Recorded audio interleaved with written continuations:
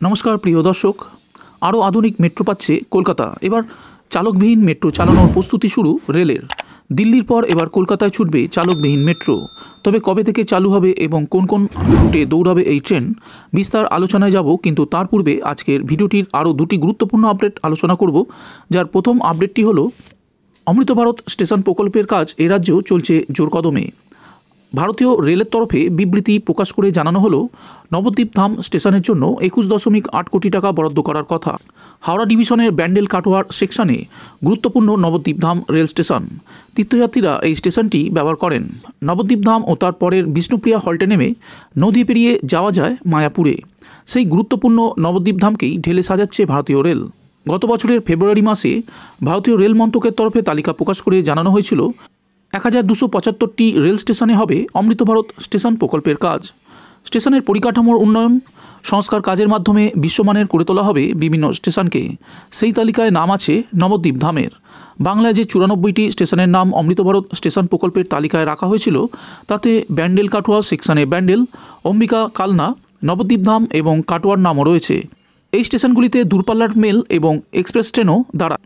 এছাড়াও নবদ্বীপ ধাম থেকে উত্তরবঙ্গের জন্য ট্রেন ছাড়ে। রেলের তরফে জানানো হয়েছে সারা ভারতের প্রচুর মানুষ নবদ্বীপ ধামে তীর্থ করতে আসেন। ভারতীয় রেল এইসব তীর্থযাত্রীদের কথা মাথায় রেখে নবদ্বীপ ধাম স্টেশনটিকে নতুনভাবে ঢেলে সাজাচ্ছে অমৃত ভারত স্কিমের আওতায়। যার মধ্যে উল্লেখযোগ্য হলো উন্নতমানের পরিষেবা, উন্নতমানের প্ল্যাটফর্ম সেট, বসার জায়গা ও ঢোকা বের হওয়ার রাস্তা, যাতায়াতের পথ আলোকিত করার কাজ, প্ল্যাটফর্মে সেট নির্মাণ এবং আধুনিক সুযোগ সুবিধা প্রদানের ব্যবস্থা করার কথাও জানিয়েছে রেল।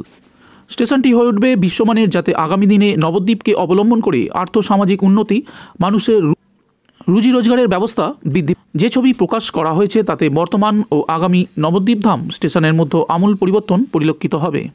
বন্ধুরা, এরপর আজকের ভিডিও দ্বিতীয় আপডেটটি হলো এবার প্রথম শ্রেণীর লোকাল ট্রেন ছুটবে শিয়ালদা ডিভিশনে। আপাতত মহিলা যাত্রীদের জন্য চালু হচ্ছে শিয়ালদায় প্রথম শ্রেণীর কামরা। রানাঘাট শিয়ালদা অংশে মাতৃভূমি লোকালে চলবে এই প্রথম শ্রেণীর কামরাসহ লোকাল ট্রেন। ধাপে ধাপে অন্য অংশ তা বাড়ানো হবে। রানাঘাট থেকে এর যাত্রা শুরু হতে চলেছে। জানা গিয়েছে শিয়ালদা থেকে বনগাঁ, শিয়ালদা থেকে রানাঘাট, শিয়ালদা থেকে বারুইপুর বা শিয়ালদা ডানকুনি রুটের যে কোনো একটি আগামী দিনে পরীক্ষামূলকভাবে ছুটতে পারে এসি লোকাল ট্রেন।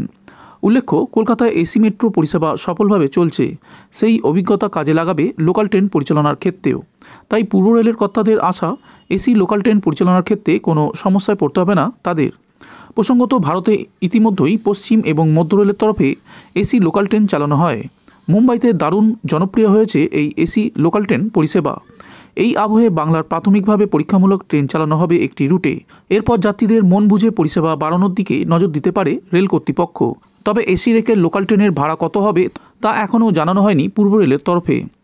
বর্তমানে ওয়েস্টার্ন রেলে চলে 8টি এসি লোকাল এবং মধ্য রেলে চলে 5টি।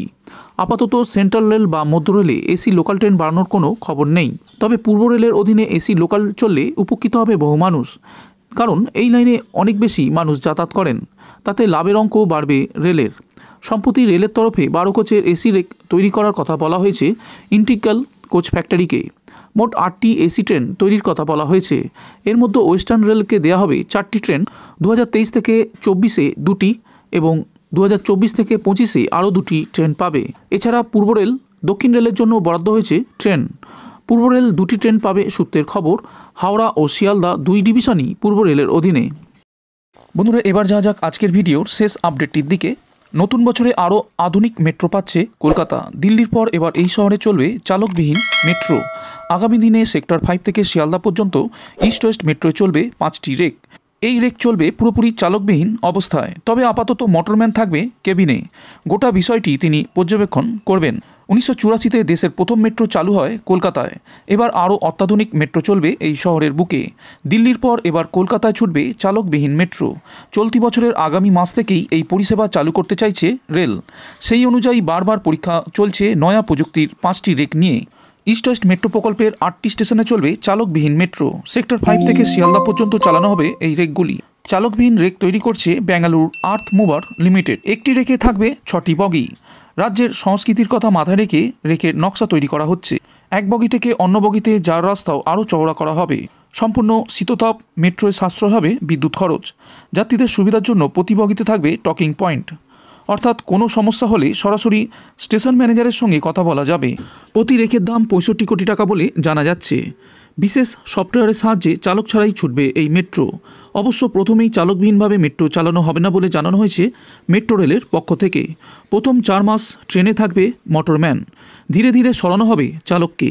হাতে তাই আর বেশি সময় না থাকায় ইস্ট ওয়েস্ট মেট্রোর 4টি স্টেশনের কাজ দ্রুত শেষ করতে তৎপর রেল। তার সঙ্গে মাথায় রাখা হচ্ছে যাত্রী সুরক্ষার কথাটিও। অটোমেটিক ট্রেন অপারেশন সিস্টেম চালাতে গিয়ে নানা পরীক্ষা করছে কলকাতা মেট্রো রেল।